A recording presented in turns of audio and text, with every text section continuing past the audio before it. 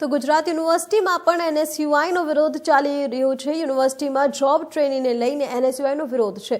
છેલ્લા 3 થી 4 વર્ષથી નવી ભરતી ના હોવાથી આ રજૂઆત કરવામાં આવી છે। અગાઉ યુનિવર્સિટીના જુદા જુદા વિભાગોમાં વગર ઇન્ટરવ્યુએ જોબ ટ્રેનિંગની ભરતી કરવામાં આવી હતી। 3-4 વર્ષ થયા હોવા છતાં પણ નવી ભરતી કરવામાં ના આવી।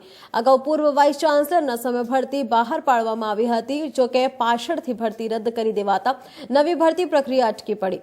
એનએસયુઆઈના કાર્યકર્તાઓએ ઉપકુલપતિને આવેદનપત્ર આપ્યું છે અને પોતાના મળતિયાઓને જ પદ ઉપર રાખવામાં આવતા હોવાનો એનએસયુઆઈનો આક્ષેપ છે। પદ ઉપર રાખવા માટે અધિકારીઓ 25% ભાગીદારી લેતા હોવાનો પણ આક્ષેપ કરવામાં આવ્યો છે। નવા યુવાઓની ભરતી ના કરવામાં આવતી હોવાની પણ આક્ષેપ છે। બહેનો ઉપર શોષણ બન્યું છે। ભવિષ્યના આવા કિસ્સાઓ યુનિવર્સિટીમાં બહાર આવશે તો પણ નવાઈ નથી। એટલે એનએસયુઆઈ અત્યારે માંગ કરે છે કે કમિટીની રચના કરી, ઇન્ટરવ્યુ પદ્ધતિ કરી અને આવનાર દિવસોમાં નોકરી લેવામાં આવે। આજે એનએસયુઆઈ દ્વારા વિરોધ પ્રદર્શન કરવામાં આવ્યો, શું માંગ લઈને યુનિવર્સિટી દ્વારા આવ્યું? ગુજરાત યુનિવર્સિટીના વિવિધ વિભાગો, વિવિધ ભવનોની અંદર 300 થી વધારે જોબ ટ્રેનિંગ તરીકે નોકરી કરે છે। આ નોકરી ગુજરાત યુનિવર્સિટીના ક્યાંક ને ક્યાંક સિન્ડિકેટ મેમ્બર હોય, કોઈક અધિકારી હોય, કોઈ ડિપાર્ટમેન્ટના વડા હોય, એના જ મળતિયાઓને સેટ કરવામાં આવે છે। નવા વિદ્યાર્થીને કોઈ ચાન્સ આપવામાં આવતો નથી।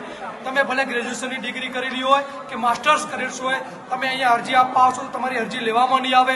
એવું કહેવામાં આવશે કે અહીંયા કોઈ જગ્યા ખાલી નથી, પણ એ જ વ્યક્તિ કોઈ મળતિયા દ્વારા કહીને આવશે તો એને નોકરી મળી જશે।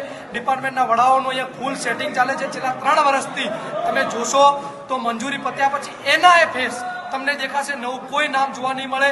કેમ કે નવા ગરીબ સામાન્ય વર્ગના વિદ્યાર્થીને અહીંયા નોકરી મળતી નથી।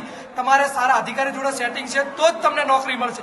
અમારી માંગ હતી કે અઠવાડિયાની અંદર જો નિર્ણય લેવામાં આવે, તમામ જોબ ટ્રેનિંગને હટાડી નવી ભરતી કરવામાં આવે, કમિટીની રચના કરવામાં આવે, કમિટીની અંદર ઇન્ટરવ્યુ પર લઈ અને જોબ ટ્રેનિંગ તરીકે લેવામાં આવે તો સામાન્ય ગરીબ મધ્યમ વર્ગનો વિદ્યાર્થી પણ આની અંદર ક્યાંક લાવી શકે। આજે સરકારી ભરતીઓ થતી નથી તો વિદ્યાર્થી 2 ટાઈમની રોજી માટે યુનિવર્સિટીની અંદર પોતાની નોકરી કરી શકે, પણ આ યુનિવર્સિટીમાં સેટિંગ સિવાય બીજું કંઈ થતું નથી। ખાનગીકરણ થાય છે, વાઇસ ચાન્સલર અને રજિસ્ટ્રાર સરકારી પ્રોગ્રામો સિવાય બાજ આવતા નથી। અમારી માંગ છે 7 દિવસમાં નિર્ણય લેવા નહીં આવે તેનું છે ઉગ્ર આંદોલન।